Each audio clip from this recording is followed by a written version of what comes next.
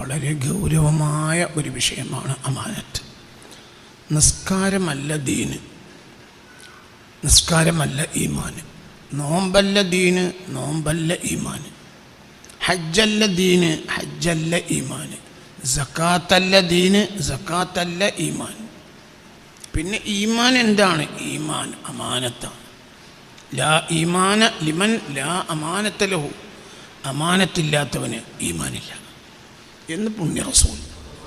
അത് വളരെ ഇത് വിഷയം ഗൗരവമാണ്.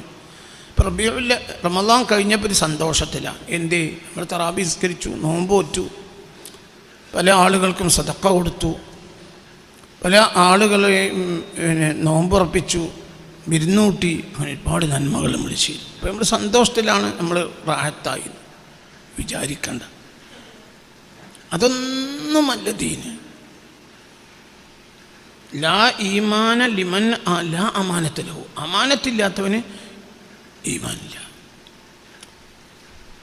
അത് കണിഷ്ഠമായിട്ടാണ് പറഞ്ഞത്. ലാ ഈമാന ലിമൻ ലാ അമാനത്ത ലഹു, അമാനത്തില്ലാത്തവന് ഈമാനില്ല. ഇത് കണിഷ്ഠമാണ്. അപ്പോൾ ഒരു വ്യക്തി കൂടുതൽ അധ്വാനിച്ചുണ്ടാക്കേണ്ടത് അമാനത്താണ്, നിസ്കാരമല്ല. നിസ്കാരം ഫർളായാലും രക്ഷപ്പെടും, അമാനത്തിൽ രക്ഷപ്പെടില്ല. നിങ്ങൾക്ക് പറഞ്ഞു മനസ്സിലായി. നമ്മൾ കാലം കഴിഞ്ഞപ്പോൾ നമ്മൾ അട്ടിമറിഞ്ഞു. ശ്രദ്ധിക്കേണ്ട കാര്യത്തിൽ ഒരു ശ്രദ്ധയില്ലാതെ, നഷ്ടമില്ലാത്ത കാര്യത്തിലും ബുദ്ധിമുട്ടില്ലാത്ത കാര്യത്തിലും അധ്വാനിക്കുക. ഉദാഹരണം പറയാം, സുന്നത്ത് അങ്ങനെ നിസ്കരിക്കുക, അതിനൊരു ബുദ്ധിമുട്ടില്ലല്ലോ. എന്ത് ബുദ്ധിമുട്ടാണ്? അതിനെന്ത് ബുദ്ധിമുട്ടാണ്? എല്ലാ ദിവസവും നോമ്പ് വിൽക്കുക, 96 നോമ്പ് വിൽക്കുക. തെറ്റ്? നല്ലതല്ലേ? 100 വട്ടം നല്ലതാണ്. എന്തുണ്ടാകണം? ഈമാണ്ടാണ്ടേ. ലാ ഈമാന. റസൂലുള്ളാഹിന്റെ ഹദീസ് ഇഷ്ടംപോലെ മൗലിയാർ കുട്ടികൾ അർത്ഥം വെക്കാൻ കഴിയുന്നവരും മൗലിയന്മാരും ഈ മജ്‌ലിസിലുണ്ടല്ലോ. ഇതിനൊരു അർത്ഥം പറഞ്ഞു നിങ്ങൾ. ലാ ഈമാന ലിമൻ ലാ അമാനത്ത ലഹു. ഇതിന് അർത്ഥങ്ങൾ പറഞ്ഞു തരി. എന്താണ് പറഞ്ഞതിനർത്ഥം? ലാ ഈമാന, ഈമാനേ ഇല്ല. ലിമൻ, ഒരാൾക്ക്. ലാ അമാനത്ത ലഹു, അവൻ്റെ അടുക്കൽ എന്തില്ല? അമാനത്തില്ലെങ്കിൽ പിന്നെ അവന് ഈമാൻ തന്നെ ഇല്ല. മുത്തുനബി പറയല്ലേ. അപ്പം ഈ വിഷയം എവിടെയാണ് കിടക്കണത്? ലാ ഈമാന ലിമൻ ലാ സ്വലാത്ത ലഹു, നിസ്കാരമില്ലാത്തവന് ഈമാൻ ഇല്ല എന്ന് മുത്തുനബി പറഞ്ഞിട്ടില്ലല്ലോ. ഞാൻ കണ്ടിട്ടില്ല, എൻ്റെ ആയുസ് കണ്ടിട്ടില്ല. അതിനകത്ത് നിസ്കാരം വലിയ മോശമാണോ? അല്ല, വലിയ കാര്യമാണ്. പക്ഷെ അത് ആരോടെ പറഞ്ഞേ? നിസ്കാരം ആരോടാണ് മോനെ പറഞ്ഞത്? നിസ്കാരം അല്ലാഹു ആരോടാ കൽപ്പിച്ച്? ഇന്നൽ സ്വലാത്ത കാനത്ത് അലൽ മുഅ്മിനീന കിതാബൻ മൗഖൂത. ഈമാനുള്ളവർക്ക് നിർബന്ധമാണ്. പിന്നെ ആദ്യം എനിക്ക് ഈമാനുണ്ടോ? അതിനർത്ഥം ഇന്ന് നിസ്കാരം നിർത്തണം എന്നല്ല. എനിക്ക് ഈമാനോട്, ഇപ്പം നമ്മൾ ഈമാനിലല്ല നിസ്കരിക്കണം, എനിക്ക് ഈമാനിൽ നിസ്കരിക്കണം, അത് അധ്വാനിക്കണം. അപ്പം ഇപ്പോഴത്തെ നിസ്കാരം കഴിഞ്ഞാൽ കരയണം, പഠിച്ചോനെ എനിക്ക് നിസ്കാരത്തിന് എൻ്റെ സാറെപ്പോഴും നിസ്കാരമായിട്ടില്ല. കാരണം എനിക്ക് എന്തില്ലല്ലോ? ഈമാനില്ലല്ലോ, എനിക്ക് അമാനത്തില്ലല്ലോ. ഇത് നിങ്ങൾ ഈ പദം തന്നെ അർത്ഥം വെച്ചാൽ, ഈ പദം തന്നെ അർത്ഥം വെക്കി എഴുതിക്ക് മക്കളെ. ഹദീസ് എഴുതിക്കണം. ലാ ഈമാന ലിമൻ ലാ അമാനത്ത ലഹു, അമാനത്തില്ലാത്തവന് ഈമാനേ ഇല്ല. മുത്തുനബിയല്ലേ പറഞ്ഞത്. നിസ്കരിക്കാൻ പറഞ്ഞ ആരോടാ? നിസ്കരിക്കാൻ പറഞ്ഞത് ആരോടാണ്? ഈമാനുള്ളവരോട്. നോമ്പ് വിൽക്കാൻ പറഞ്ഞ ആരോടാണ്? യാ അയ്യുഹല്ലദീന ആമനൂ കുത്തിബ അലൈക്കുമുസ് സിയാം. ഈമാനുള്ളവരെ ഞങ്ങൾക്ക് നോമ്പ് നിർബന്ധമാണ്. എന്താ പദങ്ങൾ നമ്മൾ ശ്രദ്ധിച്ചു? എന്താണ് പറഞ്ഞത്?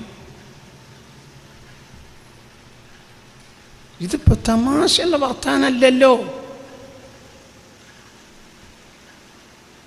വൽ അസ്രി ഇന്നൽ ഇൻസാന ലഫീ ഖുസ്ർ. കാലം തന്നെ സത്യം, മനുഷ്യർ നഷ്ടത്തിലാണ്. ഇല്ലല്ലദീന ആമനു, ഈമാൻ ഉണ്ടെങ്കിൽ നഷ്ടം ഉണ്ടാവില്ല. ഇല്ലല്ലദീന സ്വല്ലൗ, നിസ്കരിച്ചവരൊഴികെ. അങ്ങനെയല്ലല്ലോ. അടിസ്ഥാന ഈമാനല്ലേ? ഈമാനുള്ളവർക്കുള്ള പണിയാണ് എന്ത്? നിസ്കാരം. അതിന് ഈമാൻ ഉണ്ടാകണമെങ്കിൽ എന്ത് വേണം? ലാ ഈമാന ലിമൻ ലാ അമാനത്ത ലഹു. അമാനത്തില്ലെങ്കിൽ എന്തില്ല? ഈമാൻ തന്നെ ഇല്ല. പിന്നെന്ത് വർത്താനം ഞാൻ പറയുള്ളത്? അതിൻ്റെ അർത്ഥം ഇന്ന് നമുക്ക് ഈമാനില്ല എന്ന് വിചാരിച്ച് നിസ്കാരം നിർത്താനല്ല കേട്ടോ. എല്ലാവരും ശ്രദ്ധിക്കണം കേട്ടോ. ഇത് ശ്രദ്ധിക്കണം. പുറത്ത് പോയി ഇരുന്നിട്ട് ചായ കുടിച്ച് നേരം കളയരുത്. ചായ അല്ല വിഷയം ഇതാണ്. അകത്തേക്ക് കയറിയിരിക്കണം. പറഞ്ഞത് മനസ്സിലാക്കണം. ഇതൊരു തമാശയായ വർത്തമാനമല്ല, ഇതൊരു സാധാരണ അറിവുമല്ല ഈ പറഞ്ഞു തരുന്നത്. ഇത് ഗൗരവമുള്ള അറിവാണ്. മുന്നിലേക്ക് കയറിയിരിക്കണം. എന്താണ് ഈ പറഞ്ഞതെന്ന് മനസ്സിലാക്കണം. ഇത് വളരെ ഗൗരവമാണ്.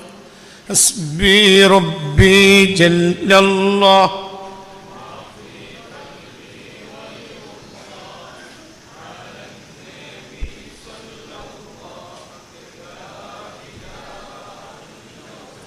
അല്ലാഹ് അല്ലാഹ് അല്ലാഹു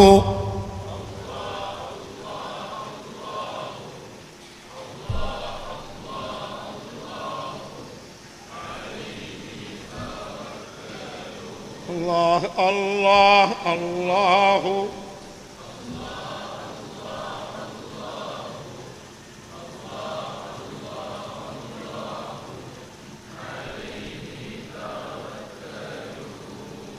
മർമ്മപ്പെട്ട കാര്യത്തെ ചിന്തിക്കണം.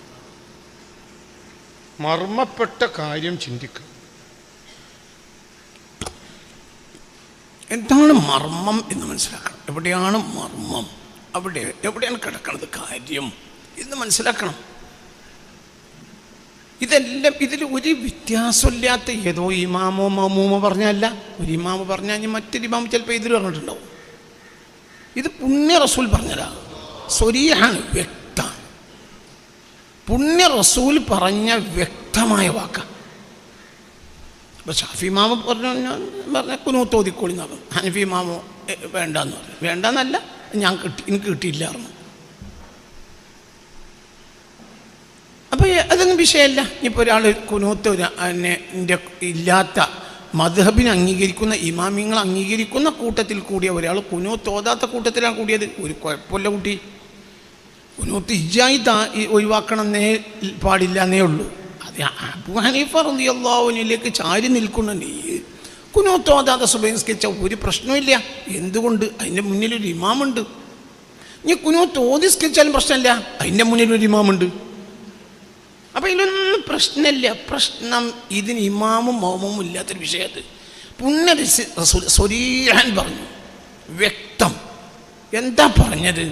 ഇനി അതിൽ വർത്താനം ഇല്ല. ലാ ഈമാന, ഈമാൻ തന്നെ ഇല്ല. ലിമൻ, ഒരാൾക്ക്. ലാ അമാനത്ത ലഹു, അവനക്ക് എന്തില്ല? അമാനത്തില്ല. അമാനത്തം സൂക്ഷിക്കണില്ല എങ്കിലും ഈമാനില്ല. ഇമാം അഹ്മദ് തങ്ങൾ മുസ്നദിലെ ഹദീസ് രേഖപ്പെടുത്തിയിട്ടുണ്ട്. എഴുതിച്ചോളി. ഇമാം അഹ്മദ് തങ്ങളുടെ മുസ്നദിലെ ഹദീസുണ്ട്. ഒരു മഷൂർ ഹദീസാണ്. ഒരുപാട് സ്ഥലത്തുണ്ട്. യഹ്യയിലുണ്ട്, ഒരുപാട് സ്ഥലത്ത് ഹദീസുണ്ട്. അമാനത്തിന് നമ്മൾ പഠിച്ചാൽ അതാണ് ഗൗരവം. ഉദാഹരണം പറയാം. പെണ്ണ് കെട്ടുക സുഖമാണ്. പെണ്ണിട്ടെങ്കിൽ പൈസ വേണ്ടേ? 10 പവൻ മഹർ കൊടുത്തു. 10 പവന് 10 ലക്ഷം ഉറുപ്പ്യല്ലേ? 10 ലക്ഷം ഉറുപ്പ്യൊക്കെ ഇന്നത്തെ കാലത്ത് മെനക്കെട്ട് അധ്വാനിക്കണ ഒരു മനുഷ്യനെ സംബന്ധിച്ചിടത്തോളം അതൊന്നൊരു പ്രയാസമുള്ള കാര്യമല്ല. 10 ലക്ഷം ഒരു മാസം കൊണ്ട് ഉണ്ടാക്കണവരുണ്ടാവും. ഒരു കച്ചവടം പറഞ്ഞാൽ 10 ലക്ഷം കിട്ടണവരുണ്ടാവും. ഇനി അതൊന്നല്ല, അതിനൊന്നും കഴിയൂല. ഓൻ്റെ ബാപ്പാൻ്റെയോ മറ്റോ ഒരു 10 സെൻറ്റ് ഭൂമി വിറ്റാൽ, 5 സെൻറ്റ് ഭൂമി വിറ്റാൽ കിട്ടണമാണല്ലോ എന്ത് എന്ത് 10 ലക്ഷം. അതൊരു പ്രയാസമുള്ള കാര്യമല്ലല്ലോ. പക്ഷെ 10 സെൻറ്റ് ഭൂമിയാണ് വിറ്റു, 10 ലക്ഷം ഉറുപ്പ്യാണ് വാങ്ങി. അല്ലെങ്കിൽ 5 ലക്ഷം 5 സെൻറ്റ് വിറ്റു, ഒരു 10 ലക്ഷം ഉറുപ്പ്യാണ് വാങ്ങി. ആയിക്കോട്ടെ, അതൊരു പ്രയാസമുള്ള കാര്യമാണോ? പറയും. ഒരു 10 ലക്ഷം ഉറുപ്പ്യ എങ്ങനെയെങ്കിലും അതിനൊക്കെയുള്ള ചുറ്റുപാടും വകുപ്പൊക്കെ ഇന്ന് നമ്മളിൽ 90% ഒരു 10 ലക്ഷം ഉറുപ്പ്യ എന്തിനാ? 10 ലക്ഷം ഉറുപ്പ്യ മഹർ കൊടുക്കാൻ. 10 പവൻ മഹർ കൊടുക്കണം. അപ്പോൾ 10 ലക്ഷം ഉറുപ്പ്യാണ്. ആയിക്കോട്ടെ, നല്ല പെണ്ണാണ്, സ്വാലിയത്തായ പെണ്ണാണ്, ആയിക്കോട്ടെ, നല്ല തറവാട്ടുകാരാണ്. അപ്പോൾ 10 പവൻ കൊടുക്കണം. അപ്പോൾ 10 ലക്ഷം ഉറുപ്പ്യ ഉണ്ടാക്കണം. അതൊരു പ്രയാസമുള്ള കാര്യമല്ല. പിന്നെ കല്യാണ ചെലവ് മറ്റും അതിപ്പം മെനക്കെട്ടാൽ അതൊരു പ്രയാസമുള്ള കാര്യമല്ല. പിന്നെ അവളുടെ കൂടെ താമസിച്ചു, അവൾ ഗർഭിണിയായി. അതൊരു പ്രയാസമുള്ള കാര്യമല്ല. പിന്നെ ഞങ്ങൾ ഈ പറഞ്ഞ ഒന്നും പ്രയാസമല്ല. ഓൾ ഗർഭം ധരിച്ചു, അത് നടാടത്ത സംഭവമല്ലല്ലോ. അതിലെന്ത് ബുദ്ധിമുട്ടുള്ളത്? അതിൽ മതത്തിൻ്റെ ബാധ്യതയല്ല. നുത്ഫത്ത് റഹമിൽ എത്തിക്കഴിഞ്ഞാൽ വളരും. അത് കാഫിറത്തിൻ്റെ റഹമിലും വളരും, മുസ്ലിമത്തിൻ്റെ റഹമിലും വളരും. ലീഗുകാരത്തി പെണ്ണാണെങ്കിലും ഗർഭപാത്രത്തിൽ നുത്ഫത്തെത്തിയാൽ വളരും. കമ്മ്യൂണിസ്റ്റുകാരത്തി ആണെങ്കിൽ ഓള റഹമിലെത്തിയാലും വളരും. BJP പെണ്ണിൻ്റെ റഹമിൽ ഗർഭപാത്രത്തിലാണ് നുത്ഫത്തെത്തി വളരും. അതിൽ മതമില്ല, അതിൽ ജാതില്ല, അതിൽ നോട്ടല്ല. ഗർഭപാത്രത്തിൽ റഹമിൽ നുത്ഫത്തെത്തിക്കഴിഞ്ഞാൽ അത് വളരും. അതിനെ പടച്ചവൻ വളർത്തി കൊടുക്കും. ഓള വിശ്വാസപ്രകാരം നിരീശ്വരവാദിയാണെങ്കിൽ ഓള വിശ്വാസപ്രകാരം അത് പ്രകൃതി വളർത്തും. മായുഹുലിക്കുന്ന ഇല്ലത്തുഹുറു, അവർ കാലത്ത് വിശ്വസിക്കുന്നവരാണ്. നമ്മൾ അങ്ങനെയല്ല, പടച്ചവൻ അങ്ങനെ. ഫതബാറകല്ലാഹു അഹ്സനുൽ ഖാലിഖീൻ. അതൊന്നും പ്രയാസമില്ല. ഞാൻ പറഞ്ഞുകൊണ്ടിരുന്നത് ഗർഭപാത്രത്തിൽ നുത്ഫത്ത് വളരാൻ ഓൾ മുസ്ലിം ആകേണ്ട ആവശ്യം ഇല്ല. പെണ്ണ് കെട്ടാൻ ഒരാൾ മുസ്ലിം ആയിക്കോളുന്നുണ്ടോ? ഉണ്ടോ? എവിടുന്ന് നിങ്ങൾ വരുന്നത്? എന്തെങ്കിലും അന്തം മുട്ടിയിരിക്കണം? എന്താ പറഞ്ഞൊരു മറുപടി ഞാൻ പറഞ്ഞു പറയും. മനുഷ്യന്മാരെ, ഒരു പെണ്ണ് കെട്ടാൻ മുസ്ലിം ആയിക്കോളുന്നുണ്ടോ? ഇല്ല. മഹർ കൊടുക്കാൻ മുസ്ലിം ആയിക്കോളുന്നില്ലോ? ഇല്ല. മഹർ അറിയാം, നമ്മൾ മഹർ അറിയും, മറ്റൊരു താലിമാല അറിയും. സത്യം മഹർ തന്നെ, മനസ്സിലായില്ലേ? എന്തെങ്കിലും നമ്മളൊരു മഹർ മാല എന്ന് പറയും, മറ്റൊരു താലിമാല എന്നറിയും. എന്ത് മാല അറിഞ്ഞാലും പൈസ കൊടുത്ത് കിട്ടും, അല്ലേ? പറയും മനുഷ്യന്മാരെ. അതെ, അതിനും മുസ്ലിം ആയിക്കോളണം എന്നില്ല. പിന്നെ പെണ്ണിൻ്റെ ഒപ്പം വാതിലടച്ച് കടന്നുറങ്ങാൻ മുസ്ലിം ആയിക്കോളണം എന്നില്ല.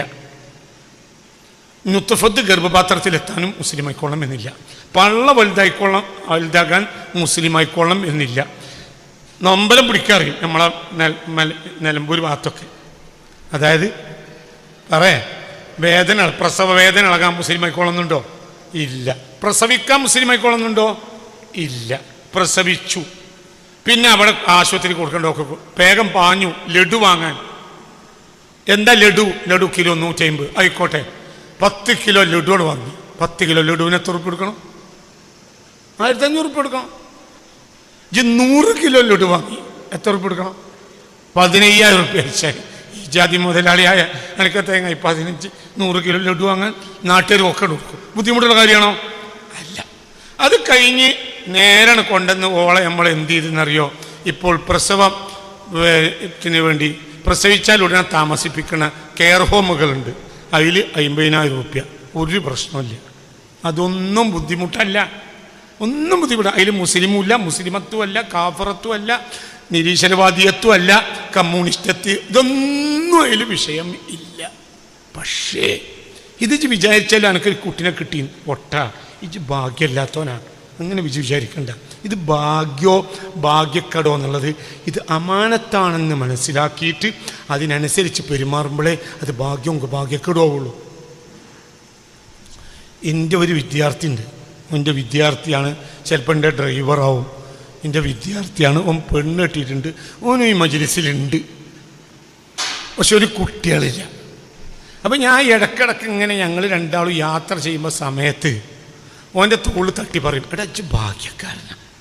കാരണം എനക്ക് കുട്ടികൾ വേണമെന്ന് പറഞ്ഞ് ഇജ്ജ് ദ്വയർക്കുന്നുണ്ട് പടച്ചോനോട്. പക്ഷേ പടച്ചോ ഇതുവരെ എനിക്ക് കുട്ടികളെ തന്നിട്ടില്ല. ഇജ്ജ് ഭാഗ്യവാനാണ്. കാരണം നിനക്ക് എല്ലാ സുഖമുണ്ട്, സൗകര്യമുണ്ട്. അക്കാര്യത്തിലൊരു പേടില്ല. എൻ്റെ കാര്യം അങ്ങനെയല്ല. എനിക്ക് 9 മക്കളാണ്. 9 വഴിയും നരകം തുറിച്ചു വരും. അള്ളാഹു കാത്തുരക്ഷിക്കട്ടെ. അത് ലാഭമല്ല. കുട്ടികൾ ലാഭമെന്ന് വെച്ച് വിചാരിക്കണ്ട. വിഡ്ഢിയെ, പമ്പര വിഡ്ഢിയാണ്. കുട്ടികൾ ലാഭമെന്ന് വിചാരിച്ച ജയ് വിഡ്ഢിയ.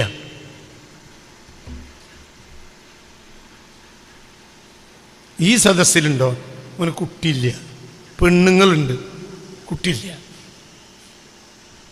അപ്പം ഞാൻ അവനോട് പറയാം, ഭാഗ്യക്കാരനടാ, അള്ളാഹോട് ദ്വാരക്കുണ്ട്, കുട്ടി ഉണ്ടായില്ല. എനിക്ക് കുട്ടി ഉണ്ടാകാതിരിക്കാൻ അള്ളാഹിൻ്റെ തീരുമാനം ആയിരിക്കും. ഹൈറാണ് എനിക്ക്. എന്തുകൊണ്ട്? അങ്ങനത്തെ രാമായണത്തില്ലല്ലോ. ഞാൻ മുത്തുനബിൻ്റെ ഹദീസ് അങ്ങനെ തന്നെയാണ് വായിക്കാം. മുത്തുനബിയുടെ ഹദീസ് അങ്ങനെ സ്വഹീഹ് ബുഖാരി രേഖപ്പെടുത്തിയ ഒരു ഹദീസ് അങ്ങനെ തന്നെ ഞാൻ വായിക്കാം. കുല്ലുക്കും റായി, നിങ്ങളെല്ലാവരും സംരക്ഷകരാണ്. കുല്ലുക്കും, നിങ്ങൾ ഓരോരുത്തരും മസ്ഊലുൻ, ചോദ്യം ചെയ്യപ്പെടും. അൻ റഅയ്യത്തിഹി, അവനെ സംരക്ഷിക്കാൻ ഏൽപ്പിച്ച കാര്യങ്ങളെ തൊട്ട്, വസ്തുക്കളെ തൊട്ട്, വ്യക്തികളെ തൊട്ട്. അവനെ സംരക്ഷിക്കാൻ അവനോട് നീ സംരക്ഷിക്കണം എന്ന് ഏൽപ്പിച്ച് പടച്ചോൻ തന്ന സാധനത്തെക്കുറിച്ച് അള്ളാഹു അന്ത്യനാളിൽ അവനോട് ചോദിക്കും.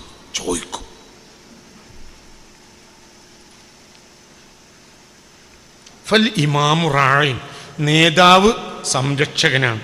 വ മസ്ഊലുൻ, അയാളോട് ചോദിക്കപ്പെടും. അൻ റഅയ്യത്തിഹി, അയാളുടെ മണ്ഡലത്തിലുള്ള ആളുകൾക്ക് ഉള്ള സംരക്ഷണം പൂർത്തിയാക്കി കൊടുത്തിരുന്നോ എന്ന്. അപ്പം ജയിച്ചവർ വിചാരിക്കുന്നത് ഞങ്ങൾ ജയിച്ചു എന്നാ. വിട്ടിയേ, ഇജ്ജ് തോറ്റു. തോറ്റോനെ പറ്റി ജനങ്ങൾ വിചാരിക്കുന്നത് ഓൻ തോറ്റല്ലോ എന്നല്ല, ഓൻ ജയിച്ചു. ഓൻ എന്ത് ഇല്ല അതിൻ്റെ പേരിൽ അമാനത്ത് ഏൽപ്പിക്കപ്പെട്ടില്ല. അമാനത്ത് ഏൽപ്പിക്കപ്പെട്ടാൽ ചോദ്യം ചെയ്യപ്പെടും. ഇജ്ജ് മുസ്ലിം ആണെങ്കിൽ ഇത് വിശ്വസിച്ചോ? ഇല്ലേ, വലിയ മുസ്ലിം അല്ല, എനിക്കിതൊന്നും വിശ്വാസമല്ലേ, ഇജ്ജ് ഇറങ്ങിപ്പോയിക്കങ്ങായി. ഇത് വിശ്വസിക്കുന്നവർക്കുള്ള ക്ലാസ്സാണ്. ഇജ്ജ് വിചാരിക്കണ്ട ഇജ്ജ് ജയിച്ചു. അല്ലടാ, ഇജ്ജ് തോറ്റാനാണ് ചോദിച്ചത്. അതിൻ്റെ അർത്ഥം സ്ഥാനാർത്ഥികൾ തോൽക്കണമെന്നും എനിക്ക് അഭിപ്രായമില്ല കേട്ടോ, ജയിക്കണമെന്നും എനിക്ക് അഭിപ്രായമില്ല. എനിക്ക് സ്ഥാനാർത്ഥികൾ ജയിക്കണമെന്നും അഭിപ്രായമില്ല, തോൽക്കണമെന്നും അഭിപ്രായമില്ല. രണ്ടും അഭിപ്രായത്തില്ലാത്ത ഒരാളാണ് ഞാൻ. വോട്ട് ചെയ്യൂലേ, വോട്ട് ചെയ്യും. അതിൻ്റെ നേതാക്കൾ ആരോടാണ് വോട്ട് ചെയ്യാൻ പറഞ്ഞത്? ഞാൻ ലീഗുകാരനാണ്. അപ്പോൾ ലീഗ് നേതാക്കന്മാർ ആർക്കാണ് വോട്ട് ചെയ്യാൻ പറഞ്ഞത്? ഒക്കെ വോട്ട് ചെയ്യും. പണ്ട് അങ്ങനെയാണ്. എൻ്റെ വാപ്പയാണ് എൻ്റെ നാട്ടിൽ ലീഗ് ഉണ്ടാക്കി. അപ്പം വാപ്പാനോട് ഞാൻ പാൻസറിൽ കൊടുത്തം കൂടാനാവില്ല എന്നതുകൊണ്ട് വോട്ടൊക്കെ ഞാൻ എന്നേ ചെയ്യുള്ളൂ. പറയേണ്ട വർത്താനങ്ങളൊക്കെ പറയും. വാപ്പുള്ള കാലത്തെ പറയും. ഇപ്പോഴും അങ്ങനെ തന്നെയാണ്. വാപ്പുള്ള കാലത്ത് തന്നെ പറയും ഞാൻ ചില വർത്താനങ്ങൾ. എന്തേ അങ്ങനെ പറഞ്ഞു എന്ന് ചോദിച്ചു ബാപ്പന്നെ ചോദിക്കും. അപ്പം ഞാൻ പറയും, ഇപ്പം നിങ്ങൾ അക്കാര്യത്തിൽ ഇടപെടരുത്. മൈക്കൻ്റെ മുന്നിൽ പോയിരുന്നാൽ പറയേണ്ട കാര്യത്തിൽ ഇപ്പം ഇടപെടാൻ പാടില്ല, ആയിക്കോട്ടെ. അങ്ങനെയും പറയും. വോട്ടിന് ഒരു വിരോധമില്ല. വോട്ട് ഞാൻ എൻ്റെ നേതാക്കൾ ആർക്ക് വോട്ട് ചെയ്യാൻ പറഞ്ഞ വോട്ട് ചെയ്യും.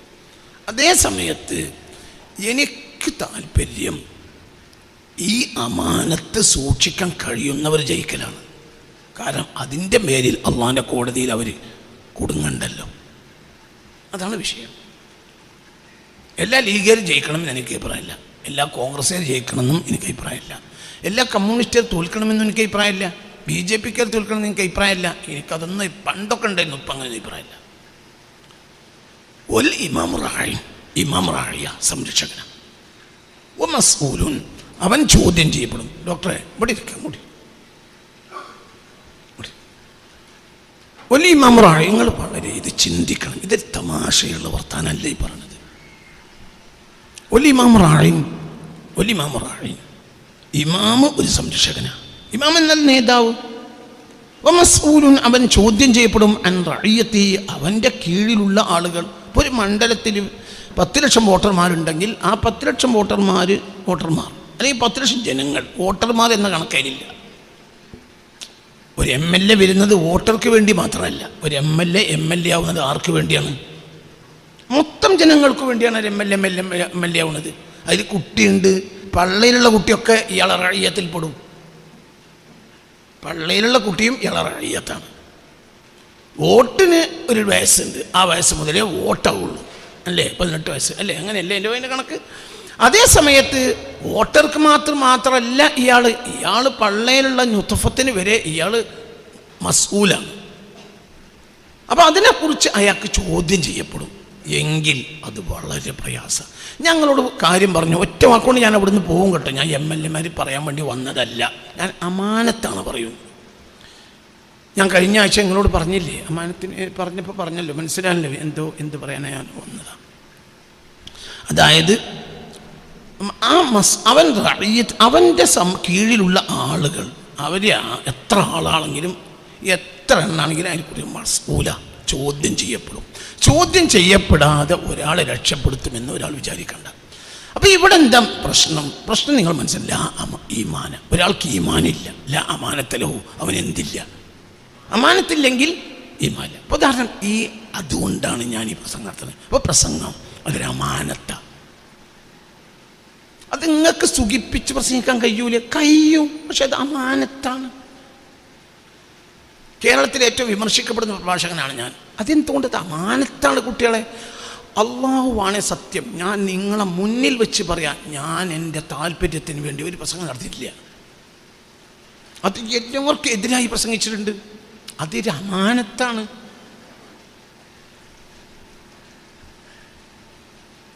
പ്രസംഗം നടത്തിയതിന് കുടുംബം തെറ്റിയിട്ടുണ്ട്, കുടുംബം തെറ്റിപ്പോയിട്ടുണ്ട്. ചില പ്രസംഗം നടത്തിയതിൻ്റെ പേരിൽ എൻ്റെ മൂത്താപ്പാൻ്റെ മകൻ ജേട്ടൻ ഇനി ഇല്ല, ഇനി എൻ്റെ വീട്ടിൽ ഞാൻ കയറില്ല എന്ന് പറഞ്ഞ് ഇറങ്ങിപ്പോയിട്ടുണ്ട്. ആയിക്കോട്ടെ, എനിക്ക് പ്രശ്നമില്ല, കാര്യമല്ലത്. എന്തുകൊണ്ട്? അത് അമാനത്താണ്. എനിക്ക് കുടുംബത്തിനും കൂട്ടത്തിനും ആളിയനും അനുസരിച്ച് പ്രസംഗിക്കാൻ ആവൂല.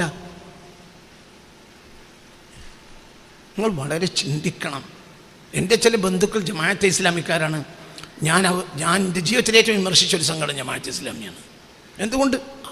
അത് മുസ്ലിം ഉമ്മത്തിന് നഷ്ടം ഉണ്ടാക്കുന്നതാണ് എൻ്റെ വിശ്വാസം. അവർക്കനുസരിച്ച് എനിക്ക് പറയാൻ പറ്റൂല. അതുകൊണ്ട് എന്തുകൊണ്ട് പ്രസംഗം എന്നത് എന്താണ്?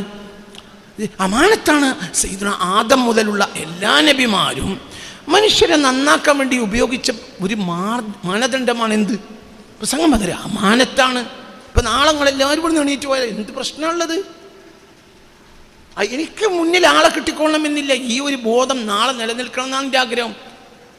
അത് ഒന്ന് വലിപ്പത്തരം പറയല്ല കേട്ടോ, അതൊരു വിഷയം തന്നെയല്ല. ചില കാര്യങ്ങൾ ഭയപ്പെടുത്തേണ്ടത് ഭയപ്പെടുത്തി തന്നെ പറയും. ഇപ്പം ഇറാൻ യുദ്ധത്തെക്കുറിച്ച് ഭയപ്പെടുത്തി പറഞ്ഞു, ഒരുപാട് ആളുകൾ വിമർശിച്ചു. യുദ്ധത്തിനെ പറ്റി ഭയപ്പെടുത്തേണ്ടത് ഭയപ്പെടുത്തന്നെ വേണം. മുതലാളിമാരായ കച്ചവടക്കാർ പറയും യുദ്ധത്തിനൊരു പ്രശ്നമില്ല. എന്തുകൊണ്ട്? ഭയം വന്നാൽ എന്ത് നടക്കൂല? കച്ചവടം നടക്കൂല. അത് മുതലാളി പറഞ്ഞത് അയാളെ ഉത്തരവാദിത്തമാണ്. കാരണം അയാളുടെ പണി എന്താണ്? മൂല്യരും അത് പറയരുത്. എന്നാ മുതലാളി പറഞ്ഞ നമുക്കൊരു പ്രശ്നമില്ല. എന്നോട് മുതലാളി അങ്ങനെ തന്നെ പറയണ്ട്. അത് മൂല്യേര് പറയാ. ആർക്കൊപ്പിച്ച്? എടാ, എൻ്റെ ഒക്കെ തലയിലെ തെരുക എന്തിനട? എന്തിനാടാ എൻ്റെ തലയിലൊരു തെരുക? എന്തിനാടാ എൻ്റെ തലയെ കിട്ടുന്നൊരു വാല്? അതിനേക്കാൾ നല്ലത് കഴുതൻ്റെ വാലല്ലേ എങ്ങായി?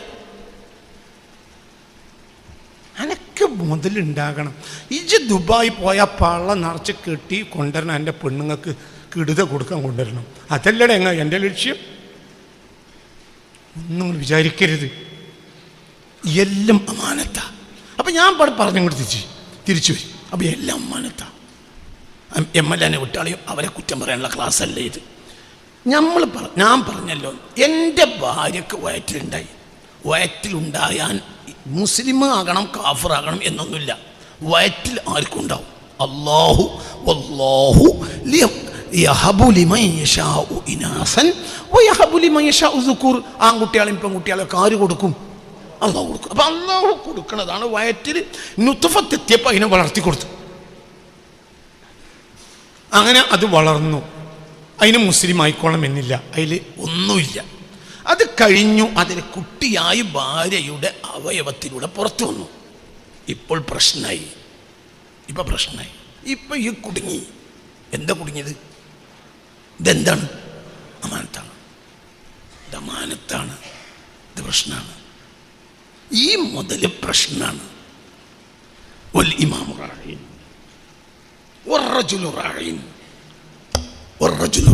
പുരുഷൻ ഒരു സംരക്ഷകനാണ്.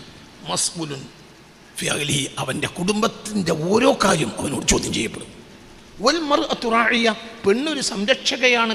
മസ്ഊലുൻ അൻ റഇയത്തിഹ, അവളുടെ റഇയത്തിനെ കുറിച്ച് അവളോട് ചോദ്യം ചെയ്യപ്പെടും. ഇപ്പം ഇവിടെ 2 സംരക്ഷകർ വന്നു. ആരും ബാപ്പയും പറമോനെ. ബാപ്പയും വന്ന് ഞങ്ങളോട് പറഞ്ഞു 10 പവൻ മഹർ കൊടുക്കാൻ ബുദ്ധിമുട്ടില്ല. പക്ഷെ കുട്ടി ഉണ്ടായ ബുദ്ധിമുട്ടാണ്. കുട്ടിയൊരു നിസ്സാരപ്പെട്ട സാധനമല്ല. മനസ്സിലാണ്ട് പറഞ്ഞത്. ഇതുവരെയുള്ളതൊക്കെ സുഖ, കുട്ടി ഉണ്ടായോ ദുഃഖ. എന്നാ ദുഃഖാണോ ദുഃഖമല്ല, എന്നാ സുഖമാണോ സുഖമല്ല. ഇനി അത് സുഖമാകണമെങ്കിൽ ഇത് എന്ത് ചെയ്യണം? ബബ്ബന് കുട്ടിയില്ല, കുട്ടീനെ എനിക്ക് ഇല്ല. ഓൻ്റെ ശിഷ്യനാണ്, കൊല്ലങ്ങളായി എൻ്റെ ഇഷ്ടപ്പെട്ട ശിഷ്യനാണ്. അരിക്കോട്ടെ പൈസ ലോണിട്ടിരിക്കണം. കൊല്ലങ്ങളായി അവനെയും അവൻ്റെ കുടുംബത്തിനേക്ക് വലിയ ഇഷ്ടമാണ്, അവരൊക്കെ നല്ല മനുഷ്യന്മാരുമാണ്. അള്ളാഹു ഈ നന്മയ്ക്ക് നിലനിർത്തി തരട്ടെ. അവന് കുട്ടിയില്ല, അവനെന്താ ബേജാറുമില്ല. അതേ സമയത്ത് കുട്ടി ഉണ്ടായാലോ കുഴങ്ങി. എന്തുകൊണ്ട്? കുട്ടി എന്നത് എന്താണ്? ഉറക്കെ പറ. കുട്ടി എന്നാൽ എന്താ? അമാനത്ത. ഇനി അത് പ്രശ്നമാണ്. എന്താണ് ഈ കുട്ടി? നിങ്ങൾ വിചാരിക്കുന്നുണ്ടോ കുട്ടിക്ക് ബോൺവിറ്റ അങ്ങനെ കുറച്ച് സാധനത്തിൻ്റെ പേര് പറയും, ഇത് കൊടുക്കില്ലല്ലേ ചങ്ങായി അമാനത്ത്. ഇത് ഇതിൻ്റെ ഖാലിഖിനനുസരിച്ച് ഇതിനെ വളർത്തണം. ഇത് പ്രയാസ.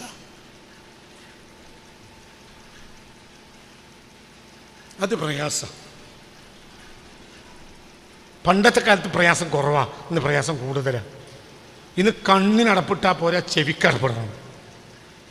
അതായത് മൊബൈല് കമ്പ്യൂട്ടറും നോക്കുന്നത് അടപ്പിട്ടാൽ പോരാ, വയലിനും അടപ്പിടണം. കാരണം വലിയൊരു ശതമാനം വയലും ജനങ്ങൾ നരകത്ത് ആക്കും. നിങ്ങളൊന്നും വിചാരിക്കരുത്, നിങ്ങൾ സൗകര്യം ഉണ്ടെങ്കിൽ വന്നാൽ മതി. നിങ്ങൾ വരലേക്ക് നിർബന്ധമില്ല, ഇതുകൊണ്ട് എനിക്ക് ലാഭമില്ല. നിങ്ങൾ അതിനെ മനസ്സിലാക്കണം. ചെവിക്കും അടപ്പിടണം, വയലിൽ കേൾക്കരുത്. എൻ്റെ ഭാര്യ ഈ മജ്‌ലിസിലുണ്ട്. 2007 ഞാൻ അവളെ കല്യാണം കഴിച്ചു. ആദ്യ രാത്രി അവളോട് ഞാൻ ഷർത്ത് വെച്ചു, എൻ്റെ വയലല്ലാത്ത ഒരു വയലും കേൾക്കരുത്, ഒരാളെ വയലും കേൾക്കരുത്, ഒന്നും കേൾക്കരുത്. എന്തെങ്കിലും സംശയം ഉണ്ടെങ്കിൽ എന്നോട് ചോദിക്കുക. കാരണം ഞാൻ ഇന്ന് മുതൽ നിൻ്റെ മസ്ഊലാണ്. ഇവിടെ ഉണ്ട്, ഇവിടെ ഈ മജ്‌ലിസിൻ്റെ ഭാര്യയുണ്ട്, ഒരു വയലും കേൾക്കാൻ വയ്ക്കില്ല. നിൻ്റെ വയൽ കേൾക്കാൻ നേരം കിട്ടില്ലയോ? ഒരു വയലും കേൾക്കണ്ട. മൂമിനായി മരിക്കാൻ വയൽ കേൾക്കേണ്ട ആവശ്യമില്ല. ഞാൻ എൻ്റെ പെണ്ണുങ്ങളോട് കൂടുതലും പറഞ്ഞത് വയൽ കേൾക്കണ്ടെന്നാണ്. കാരണം വയൽ കേട്ട കൺഫ്യൂഷനിലായി ജീവൻ പോവും. വയൽ നല്ല ആ മദ്രസയിലെ അമലിയാത്തും ദീനിയാത്തൊക്കെ പഠിച്ചിട്ടുണ്ടല്ലോ, അങ്ങനെ ജീവിച്ചാൽ മരിച്ചാ. സ്വഹാബികൾക്ക് അമലിയാത്തും ഇല്ല. സഹാബികൾക്ക് അമലിയാത്തും ഉണ്ടായിട്ടില്ല, ദീനിയാത്തും ഉണ്ടായിട്ടില്ല. അവരെ മുന്നിലൊരു മനുഷ്യണ്ടായിരുന്നു. ആ മനുഷ്യനനുസരിച്ച് അവർ ജീവിച്ചു, മരിച്ചു. അവരൊക്കെ സ്വർഗത്തിലോ മേലെ തട്ടില്ല. അവരെ മുന്നിലൊരു മനുഷ്യണ്ടായിരുന്നു. തന്നെ എൻ്റെ വിദ്യാർത്ഥികൾക്ക് ഞാനാണ് ഇമാമ്. എന്നെ പറ്റൂലെങ്കിൽ അടുത്ത ആളെ നോക്കണം. ഞാൻ നിങ്ങൾക്ക് ഇമാമാണെങ്കിൽ മാത്രം എൻ്റെ വയൽ കേട്ടാൽ മതി. എന്നെ പറ്റാത്ത എന്തെങ്കിലും ഒരു കാര്യം കണ്ട് അപ്പനോട് ബോധ്യപ്പെടുത്തണം, ഉസ്താദെ നിങ്ങളാ പറഞ്ഞത് ചെയ്തത് ശരീഅത്തിനെതിരാണ്, അപ്പം തിരുത്തും ഇൻഷാ അല്ലാഹ്. എന്നെ ഇമാമാക്കാൻ പറ്റാത്തൊരു എൻ്റെ വയലേക്കാൻ പാടില്ല. എന്തുകൊണ്ട്? നിങ്ങൾ എൻ്റെ മസ്ഊലാണ്. നിങ്ങളെ ഞാൻ തിരുത്തും, ഓട്ടും, ഓടിക്കും, ചീത്ത പറയും. അങ്ങനെയൊക്കെ ഉണ്ട്. ശിഷ്യന്മാരെ ഞാൻ ചീത്ത പറയും. എന്തുകൊണ്ട്? നിങ്ങൾ എൻ്റെ റയ്യത്താണ്. എനിക്ക് നിങ്ങളെ കൂടെ ഒരു ലാഭമില്ല. എൻ്റെ ലാഭം പരലോകത്താണ്. എനിക്ക് അല്ലാഹു തന്ന അമാനത്താണ് ഈ തൊള്ള. അപ്പം നിങ്ങൾ ചിന്തിക്കണം. പറഞ്ഞത് നിങ്ങൾ ഗൗരവം. ഇത് തമാശയല്ല, ഇത് തമാശയല്ല. പിന്നെങ്ങനെ ജീവിക്കാൻ? ജീവിക്കടോ. CID കള്ളന്മാരടിയിൽ ജീവിക്കുമ്പോൾ ജീവിച്ചോളാ. ഞാൻ ആവറേജ് മുസ്ലിം സംഘടനകളെയൊന്നും അംഗീകരിക്കാത്ത ഒരാളാണ്. അതിനൊന്നും ഞാൻ എതിരുമല്ല. പക്ഷെ അതൊന്നും ഒരു റൂട്ടിലല്ല എന്നാണ് ഇപ്പം എൻ്റെ വിശ്വാസം. അതേസമയത്ത് ഞാൻ എന്നെ എതിരുമല്ല. പിന്നെ ഓരടിയിലാണ്. ഇപ്പം സംഘടന ഇല്ലാത്തൊരു മഹലില്ലല്ലോ. എൻ്റെ മഹലിലുണ്ടൊരു സംഘടന. പിന്നെ എങ്ങനെ നമ്മളവിടെ ജീവിക്കണത്? അത് പോലീസ് CID കള്ളന്മാരടിയിൽപ്പെട്ട എങ്ങനെ കഴിച്ചിലാകുക? അങ്ങനെ തുള്ളിക്ക് മാറിക്കളാം തന്നെ. നമ്മളെ സ്വന്തം ആളാണ്, അങ്ങനെയാണ്, അല്ലാഹു അക്ബർ ഇതൊക്കെ പറഞ്ഞാളാ. ഇവിടേക്ക് കയറ്റണ്ട. ഇവിടേക്ക് ജാരെ കയറ്റിയാൽ മതി. അള്ളാഹുവിനെയും അവരും നിന്നെ ചതിക്കൂല. ഇത് ആഖിർ സമാനാണ്. നിങ്ങളത് മനസ്സിലാക്കിക്കോളി. പണ്ടത്തെ കാലത്ത് കണ്ണ് പൂട്ടിയാൽ മതി. കണ്ണ് പൂട്ടാനുമില്ല. അയൽവക്കക്കാരത്തി പെണ്ണ് തുണിയും കുപ്പായം തിരുമ്പാൻ വേണ്ടിയിട്ട് ഇറങ്ങി. അവള് കിണറ്റിങ്ങക്ക് കല്ലിൻ്റെ അടുത്തേക്ക് വരുമ്പോൾ ഈ അകത്തേക്ക് പോയ പഴയ കാലത്ത് എൻ്റെ കണ്ണ് സൂക്ഷിച്ചു. അത്രേ കണ്ണിലേറാമുള്ളൂ. എന്തേ അങ്ങനെ തന്നെയല്ലേ പറയും. ഓള് രാവിലെ ഓളെ ഭർത്താവിനെ ചായയും കൊടുത്ത് പാടത്തേക്ക് പറഞ്ഞേച്ചു. പാടത്തേക്കാണ് പറഞ്ഞേക്കുക. അതാണ് അന്നത്തെ തൊഴിൽ. ഉദ്യോഗസ്ഥന്മാരൊക്കെ 99.3% മുസ്ലിം സമുദായത്തിലില്ല പണ്ടത്തെ കാലത്ത്. ഒരു പാടത്ത് പോവും, പെണ്ണുങ്ങൾ പിന്നെ എന്ത് ചെയ്യും, കഞ്ഞി വെക്കും, അതിൻ്റെ ഇടയിൽ കുപ്പായം തിരുമ്പും. അതിന് ആർക്കെങ്കിലും പണിയില്ലാത്തവരൊന്നും അക്കാലത്ത് ഇല്ല, ഒക്കെ പാടത്തേക്ക് പോവും. അപ്പോൾ സിറ്റ് ഔട്ടിൽ അങ്ങനെ ഇരിക്കാനില്ല. സിറ്റ് ഔട്ട് പറഞ്ഞ സാധനം ഒന്നുമില്ല. സിറ്റ് ഔട്ട് ഇപ്പം ഉണ്ടായില്ല. പണ്ടത്തെ എന്ത് സത്യല്ലേ, പണ്ടത്തെ പരക്ക് എന്തില്ല. അയൽവക്കക്കാരത്തി പെണ്ണിനെ പത്രം ഇങ്ങനെ തുറന്നു വെച്ചിട്ട് ഓളങ്ങനെ ഈ നല്ല ആ നനഞ്ഞ ഓളെ കുപ്പായം തുണിയും ഇങ്ങനെ നോക്കിക്കൊണ്ട് ഇങ്ങനെ പത്രത്തിൽ നോക്കുകയാണ് എന്ന് നടിച്ച് ഓളെ നോക്കാനുള്ള സൗകര്യം അള്ളാൻ്റെ തൗഫീക്കിനാൽ ഒരു 35-40 കൊല്ലം മുമ്പ് നമ്മളെ നാട്ടിൽ ഇല്ല. അപ്പം അതിന് നേരമില്ല. നേരം കൊടുത്താ പണിക്കൂ, വൈകുന്നേരം വരെ പണിയെടുത്താലും ജീവിക്കാനുള്ള മുതൽ കിട്ടൂല. പിന്നെ അങ്ങനെ കുറച്ച് നേരം കൊണ്ട് പെണ്ണ് അടുത്ത വീട്ടിലെ പെണ്ണ് നോക്കിയിരിക്കുക. അപ്പം കണ്ണ് അക്കാലത്ത് കെട്ടേണ്ടയില്ല. പിന്നെ അങ്ങാടികളിൽ അങ്ങനെ പോകൂല. പോയാൽ സൂക്ഷിച്ചിട്ടും കാര്യമല്ല, പ്രദർശിപ്പിച്ച് പെണ്ണുങ്ങൾ നടക്കൂല. ഇനി ഓളൊന്ന് കാണണമെന്ന് വിചാരിച്ചിട്ട് കാര്യമല്ല, ഓളെ ഈ പറയങ്ങായി കാണൂല. അപ്പൊ കണ്ണിന് അമാനത്ത് എന്ന കണ്ണിന് ഈ അമാനത്തിനെതിരായൊരു കാര്യം ഇവിടെ 40 കൊല്ലം മുമ്പ് ആദം നബിന്റെ കാലം മുതൽ 40 കൊല്ലം മുമ്പ് വരെ ഇല്ല. അതിനുശേഷം TV വന്നു. അപ്പൊ പ്രശ്നമായി. പിന്നെ വന്ന് ഇപ്പൊ ഇതൊക്കെ വന്നു. ഇപ്പൊ ഞാനിങ്ങനെ ഞാൻ യാത്രയിൽ ആലോചിച്ചു പോയി. ഇപ്പൊ ഒരു കാലത്ത് ഞാൻ തന്നെ വേദന പറഞ്ഞിട്ടുണ്ട്, എന്ത് പാപ്പയും ഉമ്മയും മക്കളും എല്ലാവരും കൂടി TV കാണുന്ന വീടുകൾ മോശപ്പെട്ട വീടുകളാണ്, അങ്ങനെയാണ് ഇങ്ങനെയാണ്, ഈ വേലൊക്കെ ഞാൻ പറഞ്ഞിട്ടുണ്ട്. ഇപ്പൊ എനിക്ക് തോന്നുന്നത് എല്ലാവരും കൂടിയാണോ കാണണമെങ്കിൽ അത് സാലീങ്ങളെ വീടായിരിക്കുന്നതാണ്. വേഗ മാറ്റിയാണ് വിചാരിക്കരുത്. അള്ളാന്റെ സഹായത്താൽ ഞാൻ വേഗ മാറ്റിയാണ്. എന്ത് പാപ്പയും മക്കളും എല്ലാം കൂടിയിട്ടാണോ ഒരു TV കാണുന്നത്? അത് സ്വാലിഹ്യങ്ങളും മുത്തക്കീങ്ങളുമായ ആളുകളുടെ വീടാണ്. എന്തുകൊണ്ട്? പൊതുവായി എല്ലാവർക്കും കാണാനുള്ളതല്ലേ, അതിന് വരുള്ളൂ. അതിനൊരു സെൻസറൈസേഷൻ ഉണ്ട്, മനസ്സിലായില്ലേ? സെൻസർഷിപ്പ് ഉണ്ട്, അതിന് സർക്കാരിന് നിയമമുണ്ട്. അതിനപ്പുറത്തേക്കുള്ള സാധനം അതിൽ വരൂല. ഇതങ്ങനെയല്ല. ഇപ്പം നിങ്ങൾ TV ഇട്ട് കൊടുത്താൽ കുട്ടികൾ നോക്കൂല, കുട്ടികൾ അകത്തേക്ക് പോവും. നിങ്ങൾക്ക് പറഞ്ഞ മനസ്സിലായോ? അപ്പൊ കണ്ണ് എന്ന് പറഞ്ഞ അമാനത്തിനെ സൂക്ഷിക്കാൻ ഇന്നത്തെ കാലത്ത് ഭയങ്കര പ്രയാസമാണ്. അപ്പൊ ഈ കുട്ടിയെ പ്രശ്നം, ഇത് എൻ്റെ മകനാണ്. ഇവിടെ എൻ്റെ 3 മക്കളുണ്ട്. 3 മക്കളുണ്ട്. ഇവൻ ഇക്കൊല്ലം ഒരു മൂത്ത കുട്ടി ഈ കൊല്ലം എന്നോട് പറഞ്ഞു, ഞാൻ ദാറുൽ ഖുർആനിൽ വരുന്നില്ല, ഞാൻ സ്കൂൾ ഒറ്റയ്ക്ക് പോവാണ്, പിന്നെ അതൊക്കെ കഴിഞ്ഞ് നോക്കാം. അവനെ ഞാൻ വലിച്ച് കൂട്ടി കൊണ്ടുവന്നു. എന്തുകൊണ്ട് കൊണ്ടുവന്നു? എനിക്ക് അവന് സ്കൂളിൽ പഠിക്കുന്നതിന് വിരോധമൊന്നുമില്ല. പക്ഷേ സ്കൂൾ പഠിക്കുന്ന മാഷന്മാരെ എനിക്ക് വിശ്വാസമല്ല. പഠിപ്പിക്കുന്ന മാഷന്മാരെ അവരിൽ ഏറിയ കൂറും അള്ളാഹു ഇല്ല എന്ന് പറഞ്ഞു കൊടുക്കുന്നവരാണ്.